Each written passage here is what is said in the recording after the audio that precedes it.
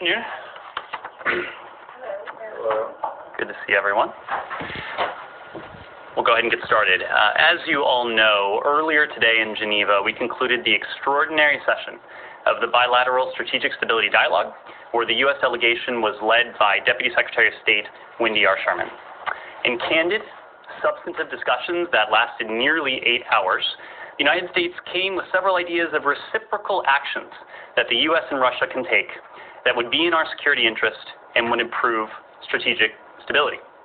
These preliminary ideas, as you've heard from the deputy, included missile placement and the future of certain missile systems in Europe along the lines of the now defunct INF treaty between the U.S. and Russia. We also shared that we are open to discussing ways we can set reciprocal limits on the size and scope of military exercises and to improving transparency around those exercises, again, on a reciprocal basis. We were firm, however, in pushing back on security proposals we've heard from Moscow that are simply non-starters for the United States. We will not, for example, allow anyone to close NATO's open door policy, which has always been central to the NATO alliance. We also will not forego bilateral cooperation with sovereign states that wish to work with the United States. And we will not make decisions about Ukraine without Ukraine, about Europe without Europe, or about NATO without NATO. As we say to our allies and partners, nothing about you without you. The United States is committed to meaningful, reciprocal dialogue with Russia, just as we are committed to consulting and coordinating closely with our allies and partners. We are ready to continue discussions on the bilateral issues we identified today as soon as is practical, and we made that clear in the discussions today. To that end, tomorrow, Deputy Secretary Sherman will travel to Brussels to brief the North Atlantic Council and the EU Political and Security Committee, as well as to meet with the EU EEAS Secretary General Sonino, all ahead of the NATO-Russia Council meeting planned for Wednesday morning. We have been and will continue to be moving in lockstep with our allies and partners at every level. Deputy Secretary Sherman will travel to Brussels for continued consultations ahead of those multilateral engagements with the Russian Federation that are slated for later this week. Russian officials have said that they want to move swiftly, and the United States is ready to do so. At the same time, negotiations on complex topics like arms control cannot be completed in a matter of days or even weeks. We must give diplomacy and dialogue the time and space required to make progress on such complex issues. So with that, happy to turn to your questions. Thanks. It's been a while since I've been in this room. Over a month now. Well, it's good to see you, Matt. Yeah, I'm sure you're thrilled. A couple things on that, but I just want to start with one thing logistically. You guys just put out a statement, a secretary comment on the Chinese sanctions on SURF members. We did. I mean, that happened over a month ago. Matt, it's an important... If it was that important, why didn't you react to it early? I'm just curious as to why it took so long for you guys to come up with a statement about it. Matt, I think you know it's an important message. The Secretary wanted to be very clear that we view these actions as just another attempt on the part of the PRC to intimidate, to suppress those who are putting forward... I'm just wondering why it took so long since this happened in December. Well, as you know, we often issue formal statements after the fact. We're always happy to discuss developments on a real-time basis, as you know. Let's go to the Russia talks. Sure. Two things. One, was there any agreement on anything, even to have another round of talks that was agreed to in this? So, Matt, as you know, these were discussions. They were preliminary discussions. And the idea was for the United States and, in our hope, the Russian Federation to come with viable practical, reciprocal ideas, to put those on the table, and to see if there were the potential for progress. We did not intend this to be a forum where certainly decisions were reached, where any breakthroughs could be achieved or really even contemplated.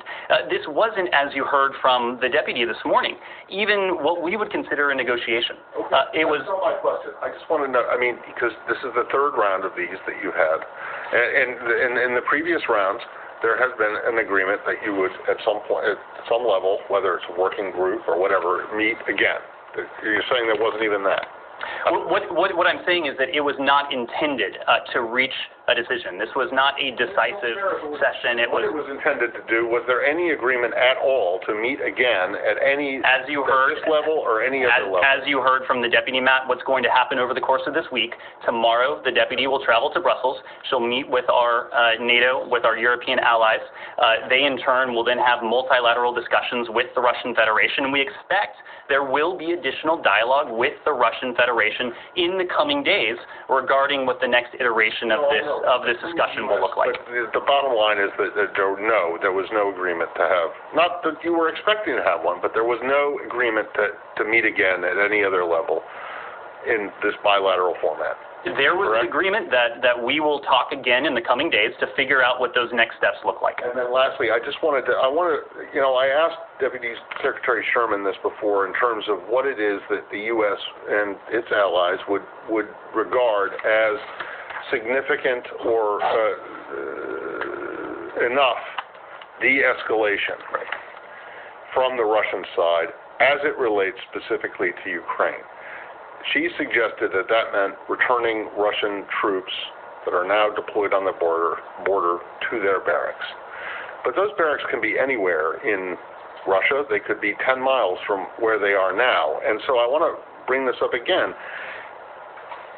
Understanding the context and the history of what Russian troop deployments might mean to countries along its border, these are still troop movements within their own country. They haven't gone anywhere else, at least not yet. So these. So what is it that you guys are looking for in terms of de-escalation? Because if you're going to try to bar countries from moving troops around inside their own borders, I don't think no one's going to go for that. Let me make a couple points on that, Matt. There is a reason we have been talking about this. The United States has put this on the agenda, really the center of our foreign policy agenda, and at the top of our messaging agenda in many ways for the past 2 months.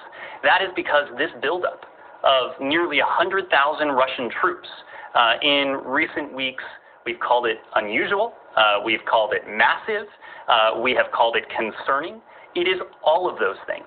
That is why we are taking this with all due seriousness. You heard from the deputy that what we have consistently called for is for these Russian troops to return to their barracks. You seem to suggest that it is completely normal in the course of business for 100,000 troops to be on the border with Ukraine. That is not normal. That is why we've called it unusual. That's why we've been talking about this for the past 2 months. But where do you want, what barracks do you want them to go to? Some barracks in Vladivostok? I don't understand it. I get the concern. I get the history, and I get the fears in Ukraine and elsewhere about what the potential, what the significance might be of these troops. But why is it for you to tell the Russians where exactly they can house their own troops? Where do you want? Go to barracks where? Back in Moscow? In Yekaterinburg? And where? Matt, this buildup started with the unusual movements that has now culminated in nearly 100,000 troops. It took movement to get to this buildup. What we would like to see is for troops to return to their permanent staging grounds, their permanent bases. If they were to do that, there would not be nearly 100,000 troops on Ukraine's border. I'll make another point. The Russians did this without any transparency, without telling anyone. Now, of course, we are going to notice 100,000 troops, probably far less in terms of the buildup. Our allies are going to notice it. Commercial satellite companies are going to notice it. So it's not that the Russians sought to do this furtively or stealthily. Of course, everyone is going to notice a massive buildup on the order of 100,000 troops. And that's really the point. The Russians knew that we would notice this. The Russians knew that the intimidating signals that they are very clearly intending to send to Kyiv will be noticed not only in Kyiv, but in Washington and in Brussels and in Paris and London and Berlin and elsewhere. And that's certainly the case. You raise the history, but the history here is also important. This is not a country where there is. That's why I raised. No, and I'm glad you did. This is How far away from Ukraine's borders do you want these troops to go? Matt, what we have called for is a return to their barracks. And if we see a return to their barracks, that is an indication of de-escalation. If these are truly exercises, and I think you can understand our skepticism as to why that might be the case, we would like transparency. We would like to hear from the Russians what exactly it is they're exercising, why they're exercising on this scale, and when they intend to return to their permanent staging grounds. But just to finish the point I was making before, and the point you helpfully raised, is that this is a country that has a track record here. And we would be remiss not to point out that track record. As we speak today, there are Russian forces and Russian-backed forces on sovereign Ukrainian territory. As we speak today, Russia, as we've just discussed, has amassed tens of thousands, almost 100,000 troops on Ukraine's borders, and they've done so in a relatively short period of time. It was, of course, Russia that in 2014 sought to annex Crimea, instigated a war in eastern Ukraine, continues to fuel conflict there. It is Russia that over the years has invaded, has occupied, has fomented conflict against its neighbors and others. The list is long. I probably don't have time to go through all of them, but Ukraine, Georgia, Moldova, just to name a few. It is Russia that over the years has interfered in democratic elections, including our own, but of course not limited to our own. They have used extraterritorially chemical weapons. They have orchestrated cyber attacks. They've used energy as a weapon, among other tactics.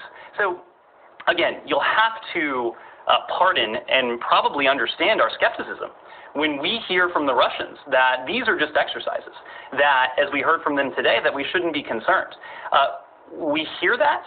What we want to see are signs of de-escalation. And certainly a sign of de-escalation would be for these troops to return to their permanent bases. Simon.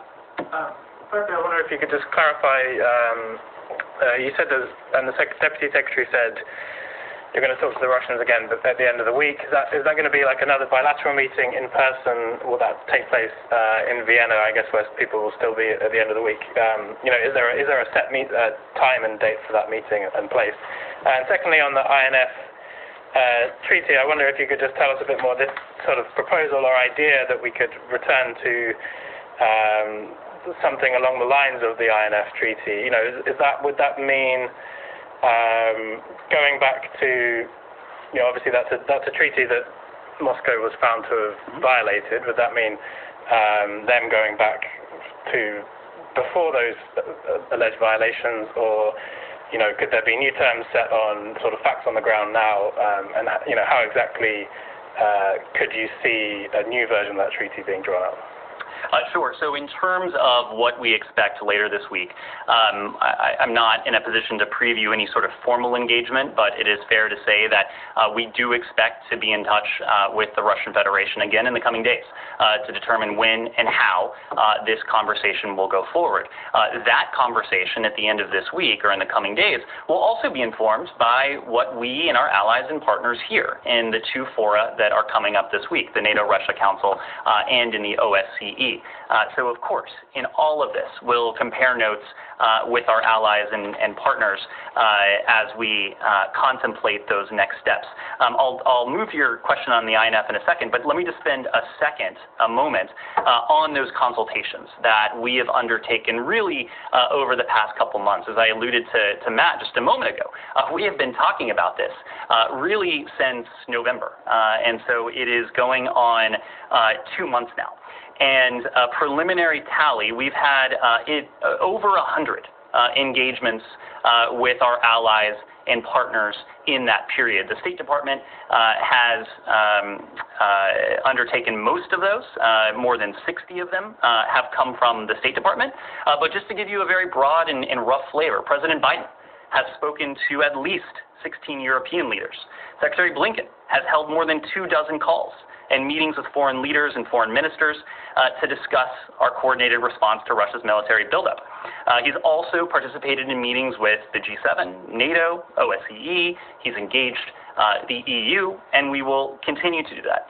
Secretary Austin has spoken with a number of his counterparts, and we are in regular, almost constant contact with our Ukrainian partners. In the last few weeks alone, President Biden has spoken to President Zelensky a couple times. Secretary Blinken has spoken twice with President Zelensky as well, and twice with the foreign minister, Mr. Kuleba.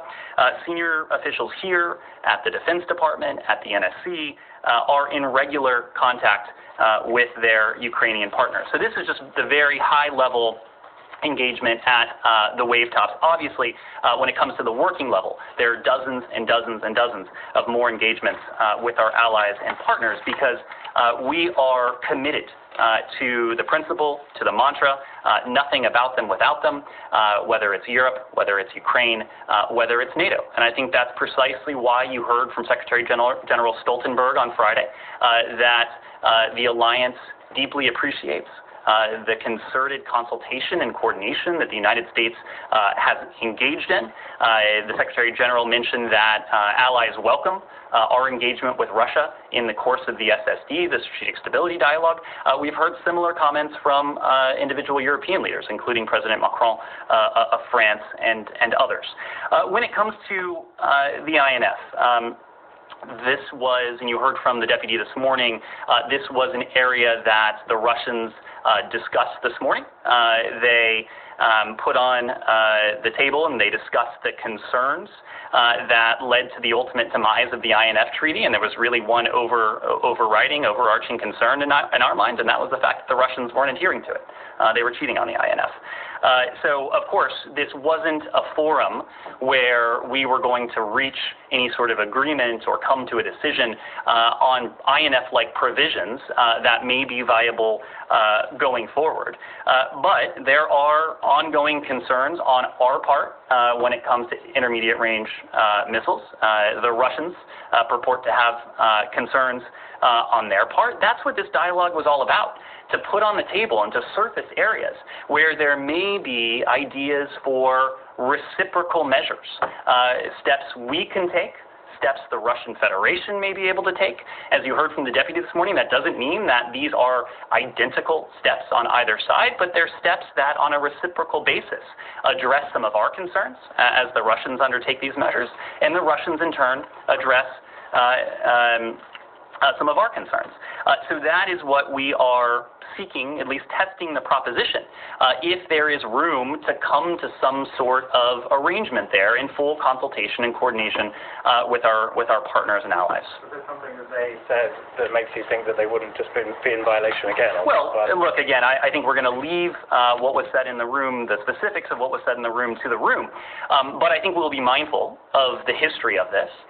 We will need our own assurances that any arrangements that we're able to arrive at, that there is transparency, that we're not just trusting one another when it comes to what we're hearing, what we're saying, what we're doing, when it comes to intermediate range missiles, weapons, or any other area. Andrea. Thank you, Ned. Given what the Deputy Secretary said today about returning to their barracks would mean de-escalation, does that mean that the U.S. would take actions, including sanctions, if they do not return to their barracks, absent a move across the border? We've been very clear that if the Russians were to go forward with an invasion, they will face massive consequences. What constitutes aggression? Well, so I think the question of aggression versus the question of an invasion, those are two separate issues.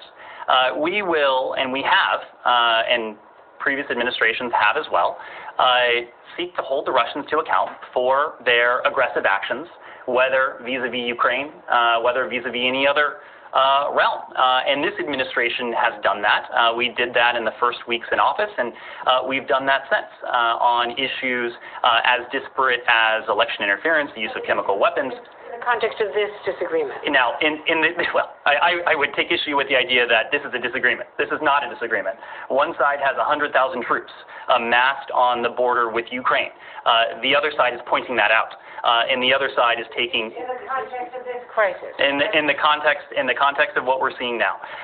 We have said that these strong, unprecedented measures that we very intentionally did not utilize, the United States has not utilized up until now, that they would be implemented in concert with our allies and partners if Russia were to invade Ukraine, if it were to move forward with that aggression.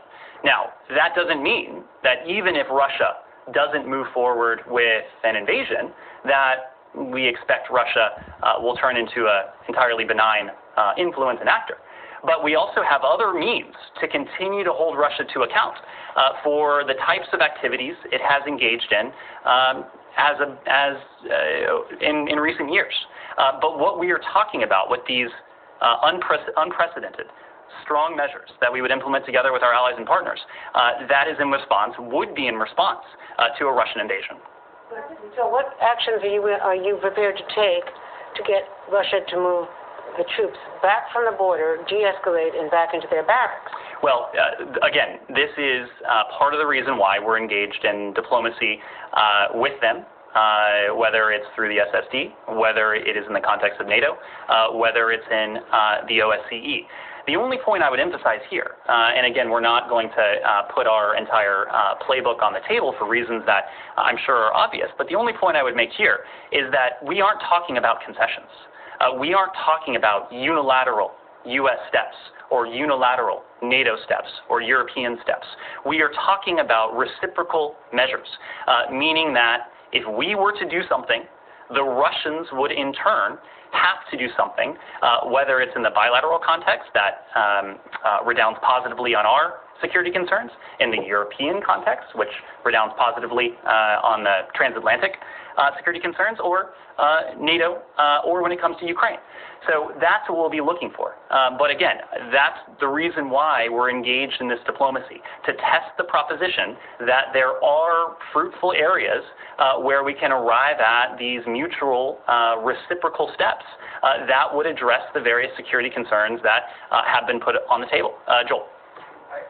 I just wanted to follow up on what Andrew was asking, kind of that space between aggression and invasion. The Russian deputy foreign minister said today that it was clear from the things that the things that you guys declared to be non-starters that the U.S. underestimates the seriousness of what's going on, which sort of states the obvious, that the Russians see their pressure, their military pressure, as leverage to get you guys to take them seriously and make moves. So I wonder, do you anticipate that they will take some further escalatory step to try to shape your behavior? And do you have any plan to take such a step of your own during the talks to shape their sense of the seriousness of what's going on? Because it seems like, I think this is what kind of we've been asking about, there's an asymmetry here where you have the leverage that you have and they have the leverage that they have. But it's much more convenient for them to use their leverage than the U.S. to use yours. So, Joel, what I would say is I wouldn't underestimate the leverage that the United States has, the leverage that collectively we have. And I think that's the point. The United States has a lot of leverage when it comes to the Russian Federation. We have a whole lot more leverage when it comes to the Russians when we're working in concert, as we are with NATO, as we are with the EU, as we are with other partners, including Ukraine. So yes, the Russians are the one with 100,000 troops on the border. But the transatlantic alliance in tandem with our partners, we have forms of leverage, many of which we have mapped out and we have discussed extensively in various fora. With our European partners and allies and others that we're prepared to use. So the Russians there may be the idea out there that the Russians are the only with leverage. I think that misunderstands what we have available to us and what we're prepared to do if the Russians aren't willing to back down. Are you going to do anything, during the talk? You've outlined leverage that you'll do if they invade. I'm saying, are you going to do anything? Because they seem to think that they can do things within the process that will change your behavior. Are you guys going to do anything practically, militarily, security assistance going, over the next weeks that will shape their risk perception? Well, one of the most important things we've done is to make very clear what the consequences will be. And of course, that is, part and parcel of our communications. But it is also part of our strategy of deterrence. We have not shied away from the fact that the Russians will face these consequences if they go forward. And that is to make very clear that we are serious about deterrence. We are serious about defense. So we have talked about the sanctions and economic measures that we're prepared to implement together with our allies and partners. We have talked about the defensive support that we are prepared to provide Ukraine above and beyond what we are already providing to Kyiv. And this year, we have provided more defensive support to Ukraine than any year since 2014. And we've also talked about the measures we are prepared to take to reinforce the eastern flank of NATO. These are all steps that we have made public. We have undertaken, as I alluded to before, a great deal of consultation and coordination in private to discuss specific measures that would impose unprecedented costs on the Russian Federation, all with an eye towards deterrence and defense. Kylie.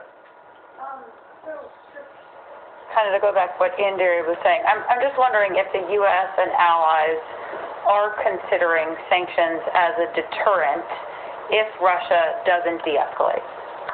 Kylie, we believe that diplomacy has the means to de-escalate and to diffuse the situation. That's why we're engaging with the Russians together with our allies and partners in the SSD, in the NRC, the NATO-Russia Council, in the OSCE PC. We wouldn't be doing this otherwise. We've been very clear. This is our preferred course, to find a way diplomatically to address the security concerns that the United States, that NATO, that Europe, that the Ukrainians have put on the table, and to see if there are ways on a reciprocal basis to address some of the concerns that Moscow has put on the table. We've been very clear that, and the Russians have been very public about the issues they have raised in their two treaties. We've been very clear that there are some areas of potential overlap when it comes to our security concerns and theirs. We've also been very clear there are areas that are non-starters for us. And so the point of today, the point of Wednesday, of Thursday, is to determine if there is enough in that Venn diagram of overlap for us to make progress going forward on a reciprocal basis. Now, again, I don't expect any breakthroughs will be reached on Wednesday. I don't expect any breakthroughs on Thursday. This is the beginning of a diplomatic process. We welcome the fact that the Russian Federation is taking part in this dialogue with us. We think it's important. Again, it is our preferred course, and we believe it's a viable course, and we're testing that now. Did Paul Whelan and Trevor Reed come up at all in the discussion? I will get back to you on that. As you know, we consistently raise the case of Paul Whelan and Trevor Reed when we have high-level discussions with our Russian counterparts. Their safe return, we have no higher priority when it comes to our engagement on that. John. There does seem to be something that Ryabkov agrees with you guys on after the readout, which is that you didn't offer concessions, and that there is not, and that's a big problem from their perspective, that their concerns their gravest concerns, NATO's open door policy, were not taken seriously by the United States. Does that mean that the United States is more comfortable with Russia taking a small bite or a large bite out of Ukraine than seriously revisiting the open door policy? John, we have been very clear, and I am surprised, frankly, that the Russians would be surprised, because we have been nothing but clear that there are some things that are not on the table. Well, let me say, the Russians are welcome to put them on the table. There are some things we are not going to engage on, and one of those is NATO's open door policy. This is about one of the founding elements of the alliance, namely the idea that any country can aspire to meet the criteria by which admission to NATO can be granted. It's in the founding charter of NATO. It's been underscored and reiterated ever since, and the Russians too have at various times agreed to this same principle. So there is no going back on that principle. There's no going back on it because it is written into NATO as an alliance, but there's also a bigger point here, a larger point here. And in some ways, it's a point that is larger than NATO. It's larger than Ukraine. It's larger than any international organization. It's larger than any one country. And that is the idea that no country, no matter how big, no matter how powerful, no matter the size of their arsenal, no matter if they have nuclear weapons, no country can be in a position to dictate the foreign policy of another country. No country, no matter how large, can bully or intimidate or seek to change internationally recognized borders of another country. These are basic tenets of the rules-based international order. And if we allow them to be eroded in this context, or any other context, and we've talked about them here, we've talked about them in the Indo-Pacific, it undermines the entire system upon which the international system has operated for the past 7 or so decades. It undermines the system that has afforded really unprecedented levels of stability, of prosperity, of security the world over. So that is why we are making such a concerted point about this.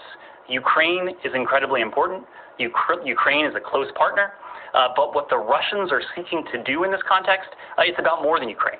It's about what underpins the international system. Will? I just want to follow up a little bit on John's question, because clearly NATO's activities are the big concern of Russia coming into this, and they're looking at Sweden, where Secretary Blinken just been, which has never worked more closely with NATO. They're looking at Finland and the F-35s. They're looking at Ukraine, which they call a de facto NATO member.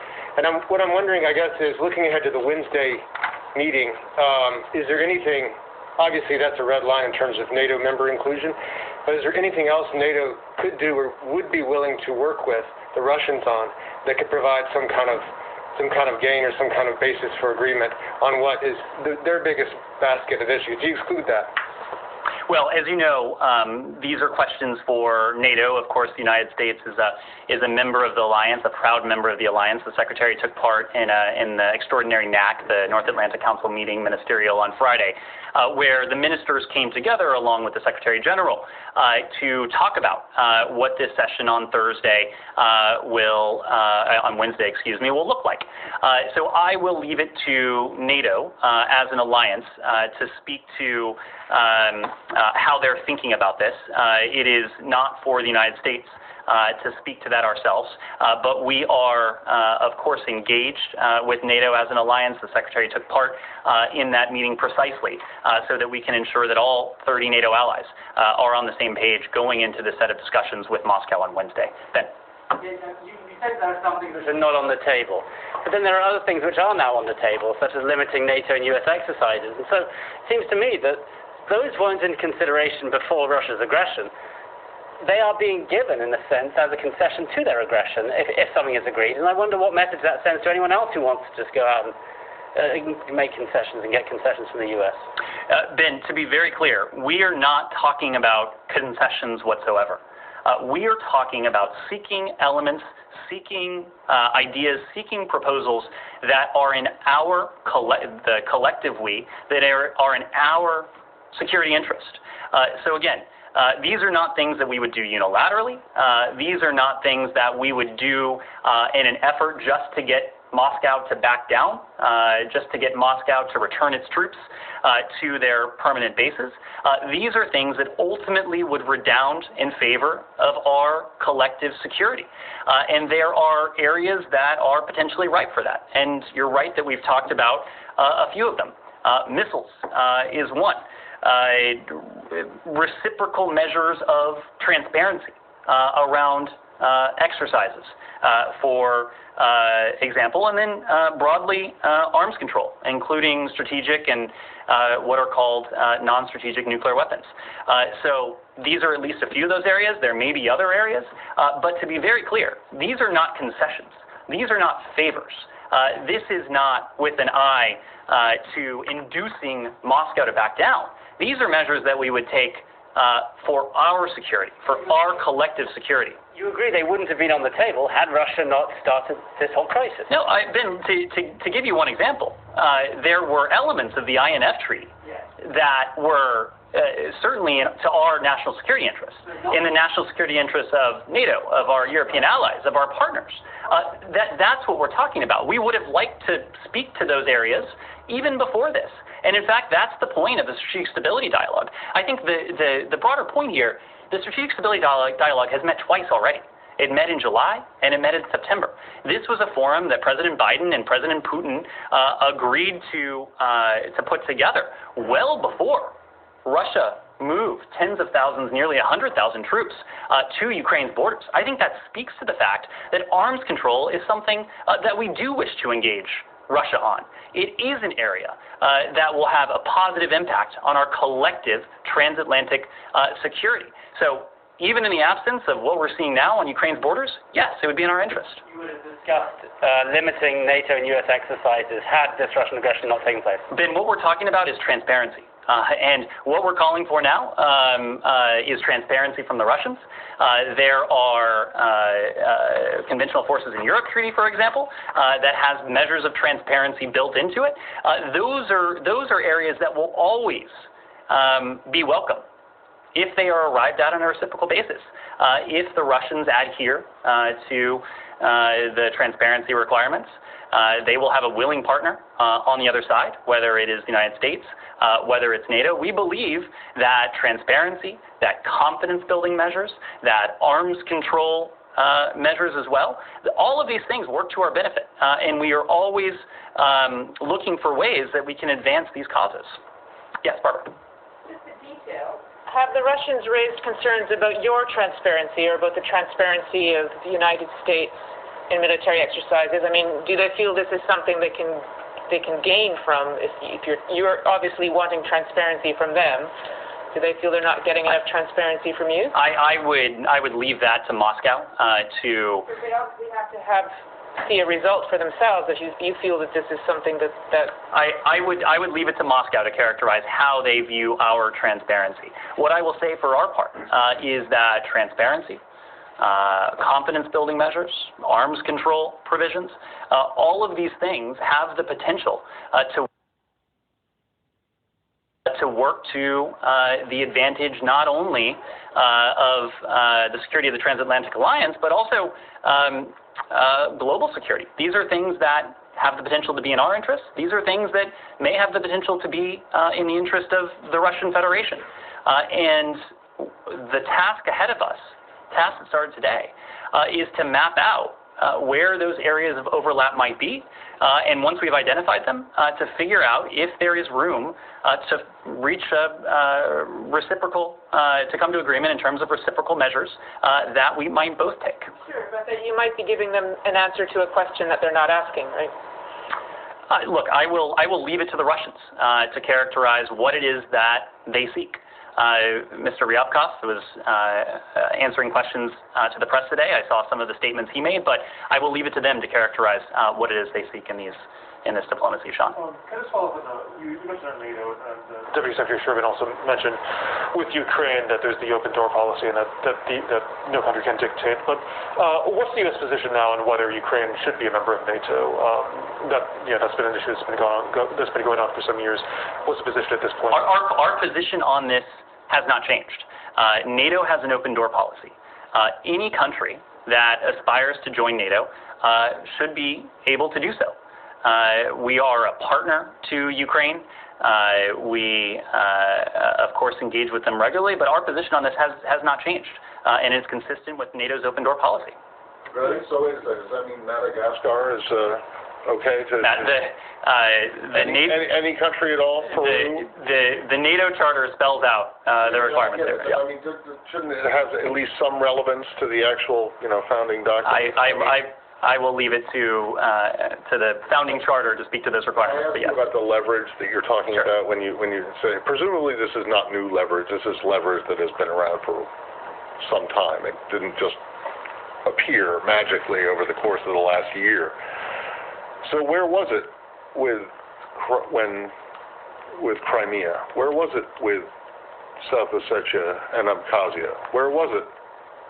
And if it's been used, it certainly hasn't had any impact. So why do you think it'll have any impact now? Well, I would distinguish what we're seeing now from what we've seen in the past in a couple different ways. One, there's a very simple point that we've made repeatedly now, that the types of measures that are on the table that have firm support from our European allies and our partners as well, these are measures that we intentionally have not pursued in the past. Okay, well, I guess my question is, if this is that serious, and if Crimea was the beginning, if Georgia and Abkhazia and South Ossetia, back in 2007, 2008, were the beginnings of this and are just as serious as what's going on now, if not more, because they actually did move in. Why didn't you use them then? And the punishment, the sanctions that were imposed afterwards clearly haven't made any difference. So why do you think that this leverage that you claim to have is actually going to have any impact? A couple points. One, it's difficult for me to speak to past administrations. I'm speaking for this administration, and I will tell you that this administration has put on the table, and we have heard broad and strong consensus from our allies and partners that they are behind this. We have put on the table measures that previous administrations have not pursued, and have not pursued. 2014, when you were at the NSC,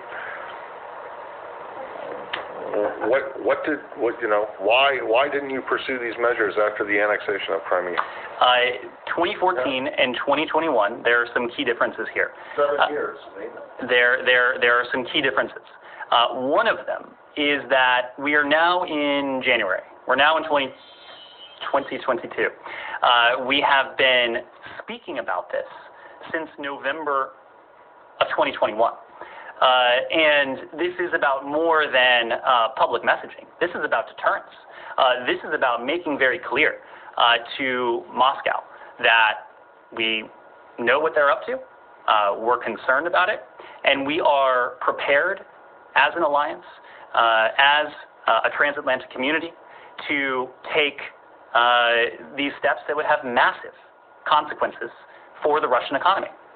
We were not, the Obama-Biden administration was not in a position to do that in 2014. Well, but if you saw the danger, what you see now or claim is the danger, and that the whole international system is at risk, why didn't you then? And not, again, Matt, it is difficult for me to speak to previous administrations. It's difficult enough for me to come out here every day and. Because the Europeans wouldn't cooperate with the sanctions, and are you worried about that this time? So I will take the second part of that question, because again, this is not about history. This is not about previous administrations. This is about what we're doing, what we're seeing right now. We have heard very firmly in our in-person consultations, in the calls that the Secretary, that the President, that others have undertaken, the Deputy Secretary now in her consultations, in the virtual engagements that we've had with NATO, with the EU, with the G7, which was in person last month. We have heard a very strong consensus that our European allies are very much behind this. You have seen the statements that have come out from NATO, the statements that have come out from the European Council, the statement that came out from the G7.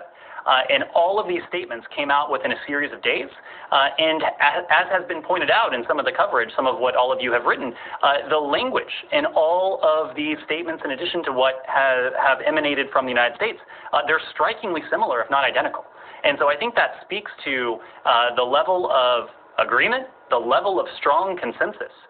There should be no doubt, and certainly there should be no doubt if you're sitting in Moscow, that the transatlantic community is prepared to take these strong, decisive measures that we hope to be able to avoid. It's not our preferred course. Our preferred course is diplomacy. Our preferred course is dialogue. Our preferred outcome is de-escalation. But it would be irresponsible of us not to prepare for all contingencies, and that's why you've seen us so focused on deterrence and defense, just as we test the proposition that diplomacy and dialogue is a viable means to achieve de-escalation. Andrea. Do you see anything threatening in Russia sending more troops into Kazakhstan? Is the distinction there that they have been invited? Well, look, I don't want to conflate two situations which, of course, are very different. Since you raised Kazakhstan, let me just offer a couple general points, and I'll get to your question. We offer our deepest condolences to the people of Kazakhstan on the loss of life and the injuries that have been sustained in recent days. When it comes to Kazakhstan, Kazakhstan has been a valued partner to the United States. We believe in the resilience of the people of Kazakhstan and their ability to rebound from this crisis. As you've heard us say before, we're concerned by the ongoing state of emergency in Kazakhstan. We understand that a significant number of civilians have died in the fighting. We've seen some of those tallies emanate today from the health ministry. We remain concerned about the potential loss of life and the possibility of human rights abuses during security operations, and we call on the government to exercise restraint, including, as you heard from the Secretary yesterday, to rescind the so-called shoot without warning order to protect the people of Kazakhstan and to restore order. We also understand that approximately 8,000 people have been detained. There, of course, should be consequences for those found guilty of violence and rioting. But we call on authorities to respect legal protections and fair trial guarantees for those facing such charges. And we urge the release of any who were detained for exercising what is a universal right, for exercising their right to freedom of expression and right to peaceful assembly. As you know, the Secretary spoke to the Foreign Minister on Thursday. He reiterated our full support for Kazakhstan's constitutional institutions and the importance of respecting human rights and media freedom. He also urged the Kazakh government to undertake a rights-respecting resolution to the crisis that includes restoring internet access so that the people of Kazakhstan can have access to independent news sources and access to a broad set of information. Now, when it comes to the deployment of the CSTO and the CSTO forces to Kazakhstan, I believe I said this on Friday, but we have questions about the nature of this request. We have sought to learn more about it from the Kazakh government. We call on the CSTO, collective peacekeeping forces, and law enforcement to respect human rights and support a peaceful resolution, and importantly, to depart Kazakhstan when the government of Kazakhstan requests it. And just one quick follow-up. Yep. During that conversation on Thursday, did the Secretary express any concern about the presence of the Russian troops? If I recall the chronology correctly... Did they not go in? Look, we issued a readout of this, but I will just note that if I recall the chronology directly, the CSTO force had not yet gone in by the time the Secretary spoke to the Foreign Minister on Thursday. Was there any conversation about not having Russian troops in there? Well, you have heard us speak to the questions we have. These are questions that we're posing directly to the Kazakh government. What we have said very clearly is that CSTO forces should leave when Kazakh authorities ask them to do just that. But look, we have questions because, to the best of our knowledge, the Kazakh government is fully capable of maintaining law and order and defending its institutions in a way that respects individuals' rights and addresses their concerns. And so that's why the nature of this request is something that we have sought to learn more about, just as we call upon the CSTO and security forces to respect international human rights, uphold a peaceful resolution, and again, promptly depart Kazakhstan when the government of Kazakhstan requests. Yes, sir. Just on that point, the Secretary took a lot of heat from the Russians after his Sunday show comments saying that once the Russians are in your house, it takes a long time for them to go. Russians hit back saying, well, once the United States are in Afghanistan or Iraq, it actually takes them a pretty long time to get out. Any response? We're not going to engage in a tit-for-tat with Moscow on this. I think the Secretary's statement is informed by years and decades of historical experience. It's very hard to argue with what he said. Yes, sir. R&D Germany. Back to the Ukraine, I've got two questions on potential sanctions. Last week, after his meeting with German Foreign Minister Baerbock, Secretary Blinken said that in the case of an invasion, he could hardly imagine any gas flowing through the pipeline. So does that mean that Nord Stream 2 is definitely on the list of potential sanctions? And second, you're obviously considering increasing security assistance to the Ukraine in the case of an invasion. Since you said there's a lot of consensus with the Europeans, would you expect the Europeans, and especially the Germans, to participate in this kind of security assistance to the Ukraine? On your first question, the Secretary did say that about Nord Stream 2. Just as importantly, his German counterpart has made very strong statements about Nord Stream 2 and the eventuality of a Russian invasion and the implications that might hold for Nord Stream 2. So I know that the foreign minister, she has spoken to this, but the German government as a whole has also spoken to this. In July of last year, in July of 2021, the United States, together with Germany, we put out a joint statement that made very clear that Germany would take strong measures in the event of additional Russian aggression when it comes to... Strong measures doesn't necessarily mean closing down the... There's some ambiguity to it, and I think that is intentional. But the foreign minister has also made very strong statements about what additional Russian aggression in the form of an invasion against Ukraine would mean for Nord Stream 2. But let me make one broader point, and we've talked a lot in this briefing about the issue of leverage. I think there's a misperception that Nord Stream 2 is leverage for Vladimir Putin. Nord Stream 2, there's no gas running through it right now. And you have heard various statements, including from the German foreign minister and others, that would call into question the viability of a fully operational Nord Stream 2 if the Russians were to move forward with an invasion against Ukraine. So when we talk about the sources of leverage that we have, and we've talked about them in the abstract, we've talked about some of them specifically, certainly Nord Stream 2 has the potential to be an important source of leverage. When it comes to European support for Ukraine, look, Ukraine is a valued partner not only to the United States, but also to our European allies. Different European countries are going to provide different forms of assistance to Ukraine. And to go back to the joint statement that we signed together with Germany in 2021, mid-2021, that statement spelled out some of the steps the German government would and is undertaking to help Ukraine achieve energy independence. So there is defensive military support, there's energy independence, there's economic support, there's political support. There are various forms of support that our European allies are demonstrating to Ukraine and affording to Ukraine, but we would leave it to them to speak to those specifics. One not related to that. Anything else before we take one final question? Could it, one more Kazakhstan. Sure. The government of Kazakhstan was saying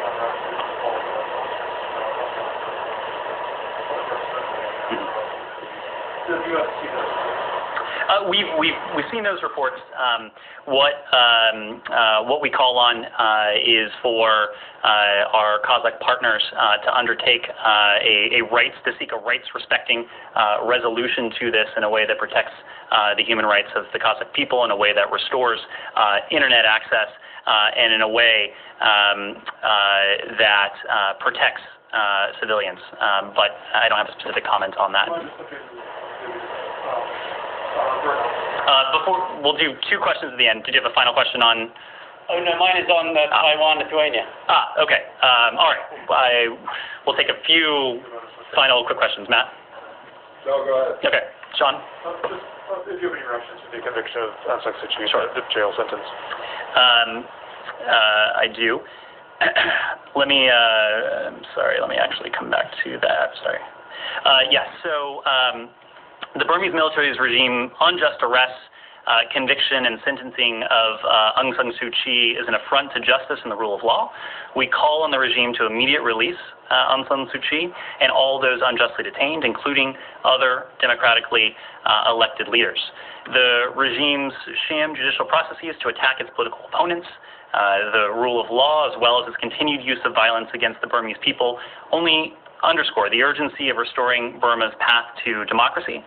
The people of Burma, and we've seen this consistently, continue to show that they do not want to spend another day under a military dictatorship, and will continue to support them and all those working peacefully to restore Burma's path to democracy. We continue to call on the regime to engage in constructive dialogue with all parties to seek a peaceful resolution in the interest of the people, as agreed to in the ASEAN 5-point consensus. Ben? China is accusing the U.S. of supporting Lithuania in their recognition of Taiwan. I just wondered if that were true, if you have any comments. Of course, China has banned imports from the country. They say that you're undermining the One China policy as a result. Is the U.S. supporting Lithuania in this decision? Well, look, this was a sovereign Lithuanian decision, but we've always said that we welcome steps by Taiwan and Lithuania to deepen their cooperation, including through Taiwan's opening of a representative office in Vilnius and Lithuania's plans to open a reciprocal office in Taipei. We do see this as an important step to expand Taiwan's meaningful participation in the international space, and the opening of these offices will help expand economic and technological cooperation between Taiwan and Lithuania. Lithuania, as you know, and relevant to the broader conversation here, is a valued NATO ally. It's a partner as well for the United States across a range of issues, including our strong ties across the economic and defense realms, and in terms of the promotion of democracy and human rights. We reaffirm our support for Lithuania, and we're working to expand and deepen our already robust bilateral relationship. One final question, Joel? Sticking with NATO, Denmark's foreign intelligence chief, Lars Finsen, has been arrested. According to Danish media reports, the charges involve leaks of highly classified material.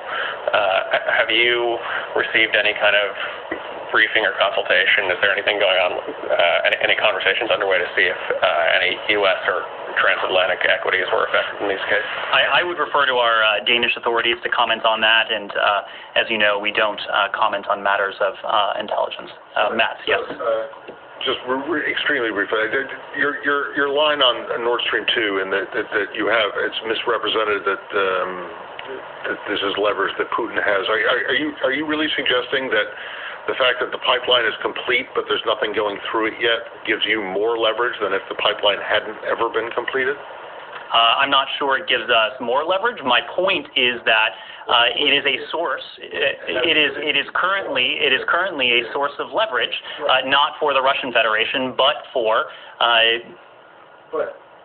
Germany and the transatlantic community. It's also a source of leverage from them if Europe wants Germans in particular want the gas flowing through it? How is a non-operational pipeline leverage? How is a non-existent pipeline not leverage? I'm not talking about a fantasy world in which Nord Stream 2 didn't exist. I'm talking about the world we inherited. The world we inherited. Which you have leverage. The world we inherited in January of 2021, when this administration came into office and Nord Stream 2 was more than 90% complete, and I didn't want to get into this. So are you familiar with the case of Hoda Motana? This is a woman who went and joined ISIS back in 2014, right? And then she was trying to get back into the country. She was born here. She had a U.S. passport. But anyway, the Supreme Court today has declined to hear her appeal of the 2019 case, which now is, I guess, 3 years ago. But I'm just wondering, has the State Department at all changed its position on whether or not she is in fact a citizen, or are you guys okay with letting the Supreme Court rejection of this stand? I am not immediately familiar with the implications of the Supreme Court ruling today, but we'll get back to you on that. Thank you all very much.